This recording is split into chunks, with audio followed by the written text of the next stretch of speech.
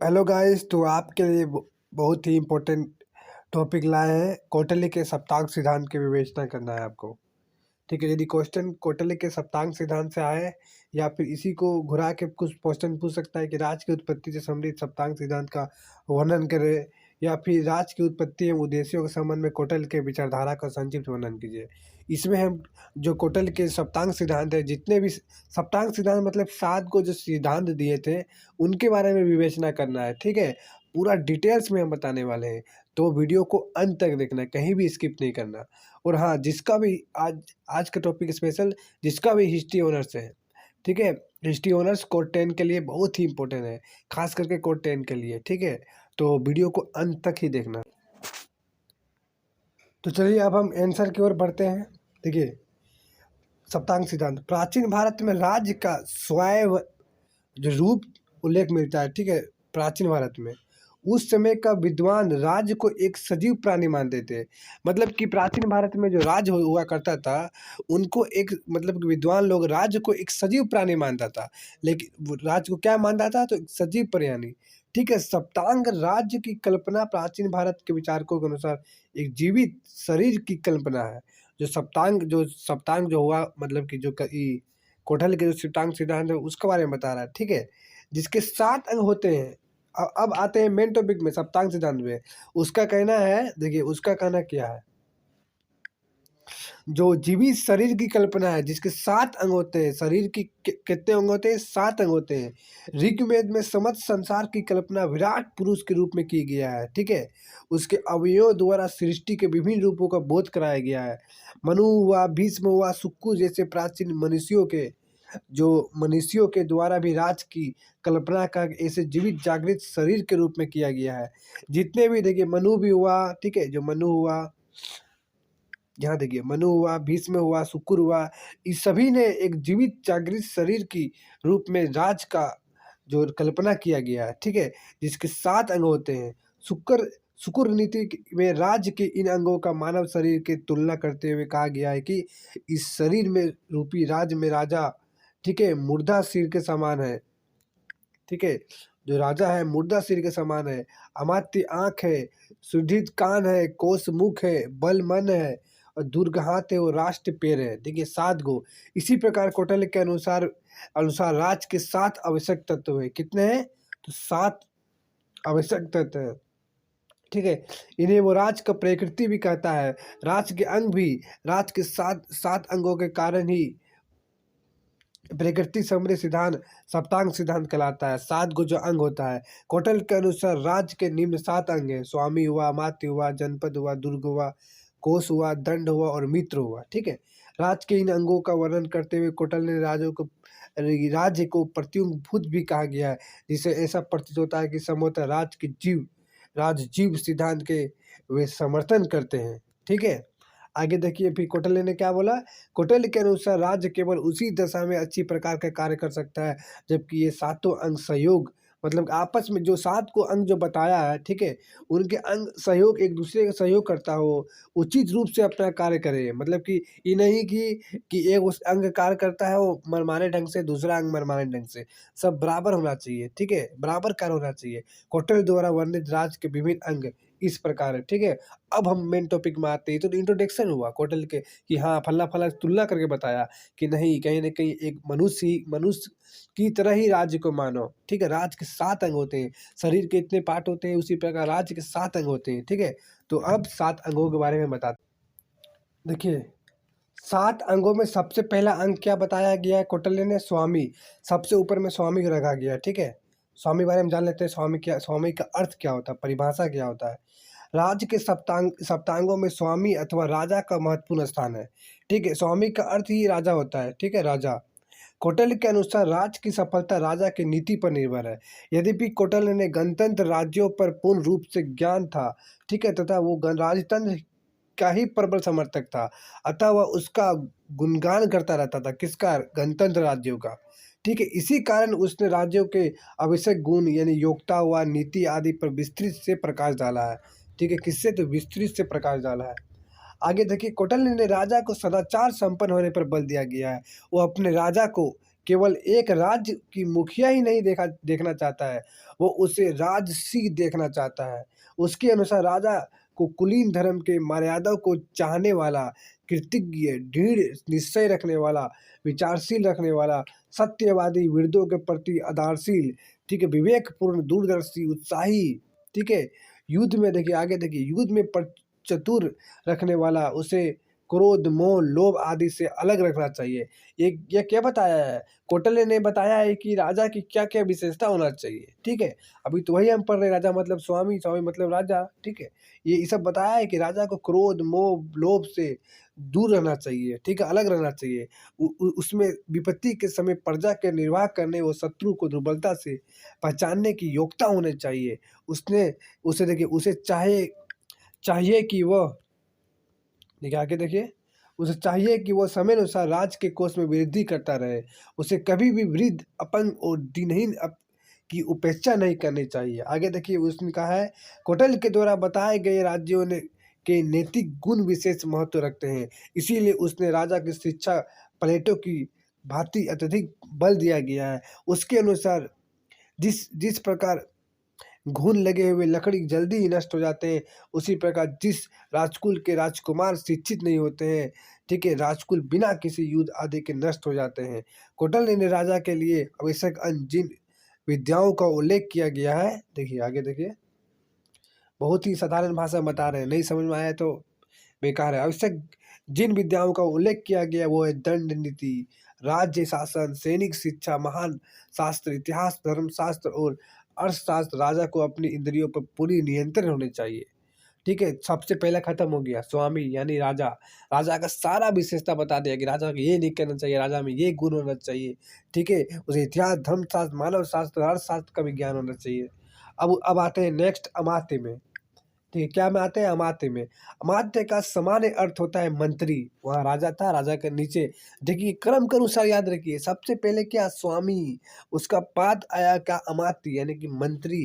परंतु कौटिल्य के अनुसार अमात्य का अर्थ मंत्री और प्रशासनिक अधिकारी दोनों से है। कौटिल्य ने इसका महत्व पर प्रकाश डालते हुए कहा है कि एक पहिए की गाड़ी की भांति राज्य के बिना सहायता सहयोग से नहीं चलाया जा सकता। ठीक, सही बात है।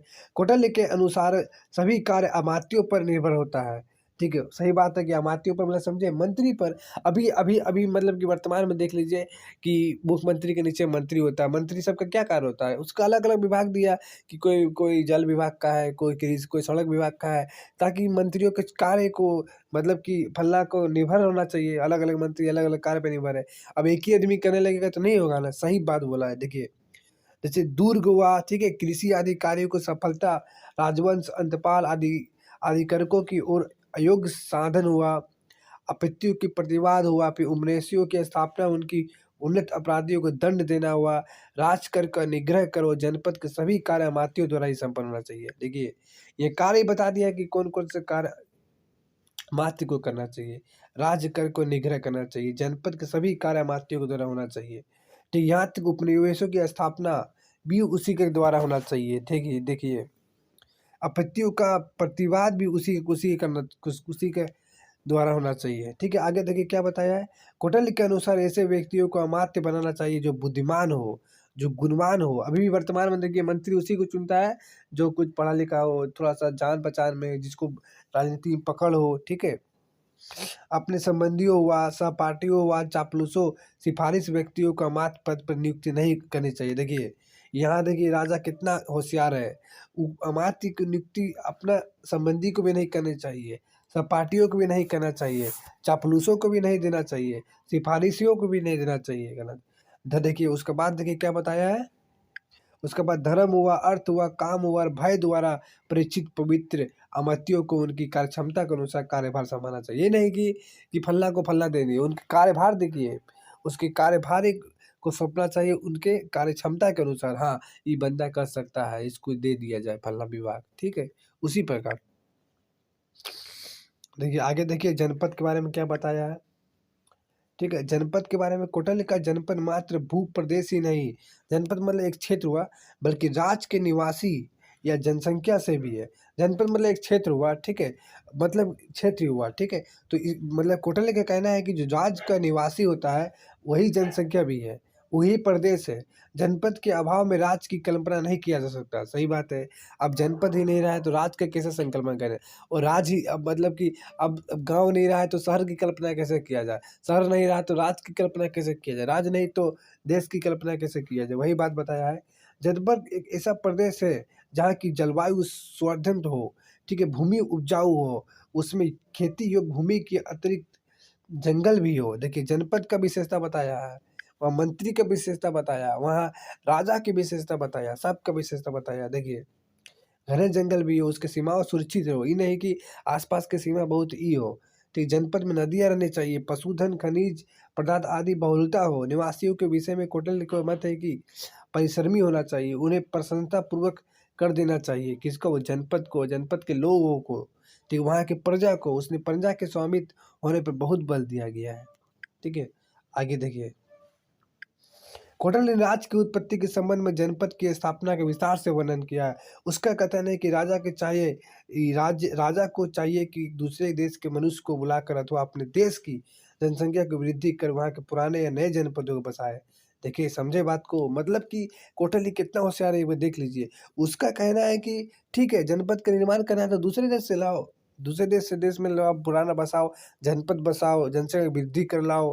प्रत्येक जनपद में कम से कम 100 घर, अधिक से अधिक 500 घर वाले ऐसे। देखिए कितने कितने लोग देखिए बता दिए। देखिए 500 घर वाले जनपद बचाए जाए, जिनमें बनाया जाए जो क्षुद्र और किसान अधिक अधिक हो। एक गांव दूसरे गांव से क्रोश भर या 2 कोस दूरी से अधिक नहीं होना चाहिए। मतलब दूरी मतलब कि दोनों गांव का, ठीक है, ताकि अवसर आने पर एक दूसरे की सहायता कर सके। ठीक है, ये नहीं कि एगो गांव बहुत दूर में है, 50 दूर में, तो एगो गांव 50 दूर में नहीं, मतलब कि दोनों का सेम होना चाहिए। प्रशासक दृष्टि जनपद स्थानीय दोन्मुख और खारविट संग्रह और गांव में बटा होना चाहिए। देखिए ये तो बताया किसका? जनपद का। अब देखिए आखिरी में देखिए दुर्ग का। दुर्ग को बताया, सबसे पहला बताया था स्वामी, उसके बाद मंत्री बताया था, उसके बाद क्या बताया था? ठीक है, उसके बाद अमात्य बताया था, ठीक है, फिर जनपद था। ठीक है, चौथा में देखिए क्या है। कौटिल्य के राज्य में दुर्ग की महत्वपूर्ण स्थान है। किसका स्थान है? दुर्ग की महत्वपूर्ण स्थान है। ठीक है, राज्य की सुरक्षा के लिए सुदृढ़ दुर्ग अति आवश्यक है। सही बात है। दुर्ग का मतलब की हुआ कि मतलब कि कोई राज्य हुआ, वो राज्य के चारों ओर एक बहुत बड़ा टीला, बहुत बड़ा दीवार, जिसको दुर्ग बोला जाता है। कौटिल्य के अनुसार जनपद में के आवश्यक गुणों में ये भी बहुत महत्वपूर्ण है। ठीक है, बहुत ही महत्वपूर्ण है। स्थान स्थान पर कई दुर्ग हो जो शत्रुओं से राज्य की सुरक्षा करे, वही बताइए हम। सप्तांग सिद्धांत में 4 प्रकार के दुर्ग उल्लेख किया है, 4 प्रकार का दीवार था। देखिए सबसे पहला देखिए, ए नंबर ओदक दुर्ग, वह दुर्ग जो चारों ओर से पानी से घिरा हो।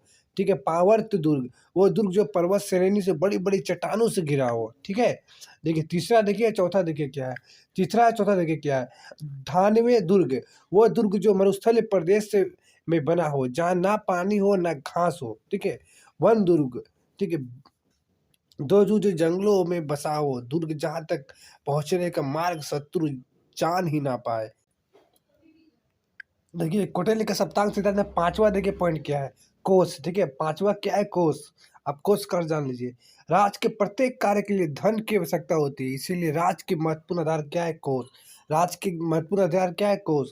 राजा के प्रथम कर्तव्य है कि वो अपने कोष में धन की वृद्धि की चिंता करे। उसके कोष में धान्य की छठा भाग, जैसे कि हीरे हुआ, जवाहरात हुआ, सोना हुआ, चांदी हुआ, होना चाहिए। राज्य के छठा भाग, ठीक है, किसमें? कोष में होना चाहिए। कोष मतलब कि धन दौलत हुआ। ठीक है, मतलब धन दौलत रखने की जगह हुआ। परंतु कोष में वृद्धि करते समय राजा को सदैव इस बात का ध्यान रखना चाहिए कि धन में महत्वपूर्ण संग्रह किया गया। ठीक है, कौटिल्य ने कहा है कि राजा प्रजा से इस तरह कर संग्रह करे जैसे माल बगिया से पके पके फल लेता है। प्रजा जिस कर को देने में असमर्थ हो उसे कच्चे फल की तरह ग्रहण ना करे, क्योंकि सशक्त प्रजा से कर संग्रह उसमें असंतोष अथवा विद्रोह पैदा करने की कगार पे पहुंचता है। मतलब समझे? मतलब कि जो नहीं दे रहा है उससे ना लीजिए, जबरदस्ती नहीं लेना है आपको। ठीक है, लेना है पर लेकिन जबरदस्ती नहीं लेना है। ठीक है, और जो कोष होता है उसमें राजा के लिए बहुत ही इम्पोर्टेंट है। प्रजा को चलाने के लिए, राजा को चलाने के लिए पूरा प्रदेश को कोष की आवश्यकता होती है। कोष उसे कहाँ से? हीरे जवाहरात हुआ, सोना चांदी हुआ। ठीक है, छठा भाग, राज्य का छठा भाग, ठीक है, वहाँ पे कोष में जमा होना चाहिए। ठीक है, देखिए 6 नंबर देखिए क्या है, ठीक है। अब आखिरी है 6 और 7वां। देखिए 6 क्या है, दंड। सप्तांग सिद्धांत में दंड से तात्पर्य है सेना से है। दंड का मतलब क्या हुआ, सेना, ठीक है। दंड का मतलब क्या हुआ, सेना। राजा एवं राजा को सुरक्षा के लिए सेना का प्रधान महत्व है। कौटिल्य का कथन है कि जिस राजा के पास अच्छा सैन्य बल होता है उसके मित्र तो मित्र ही बने रहते हैं, किंतु शत्रु तक भी मित्र बन जाते हैं। सही बात है। सैनिक अस्त्र शस्त्र के प्रयोग में भी भली भांति परिचित, वीर और स्वाभिमानी और सशस्त्र प्रेमी होना चाहिए। अब इस सैनिक सैनिक को भी मतलब कि अधिक मजबूत होना चाहिए, नहीं कि कमजोर। वह क्षत्रिय वर्ग की सेना में नियुक्ति के लिए नव अधिक उपयुक्त मानता है, किंतु उसका विचार है कि आवश्यकता पड़ने पर वैश्य और क्षुद्र भी सेना में नियुक्ति किया जा सकता है। उसका कहने का तात्पर्य है कि जो सेना में भर्ती होगा उसी क्षत्रिय होगा, लेकिन कभी कभी अचानक परिस्थिति बदलने पर क्षुद्र और वैश्य का भी सेना में भर्ती ले मतलब कि लिया जाएगा। इसका किसका कहना है, कौटिल्य का, ठीक है। आगे देखिए 7वां नंबर देखिए क्या, आखिरी, ठीक है, आखिरी 7वां पॉइंट खाली समझ लीजिए, खत्म हो जाएगा राज्य का सप्तांग सिद्धांत, समझे ना। कौटिल्य का, कौटिल्य के अनुसार राज्य की उन्नति के लिए आपत्ति के समय राज्य की सहायता के लिए मित्रों की आवश्यकता होनी चाहिए। सही बात है। इसके लिए वो आवश्यक है कि राजा अपने ऐसे मित्र बनाकर रखे जो समय पर उसका सहायता कर सके, परंतु मित्र पितृ पितामह के समय से है। सही बात है।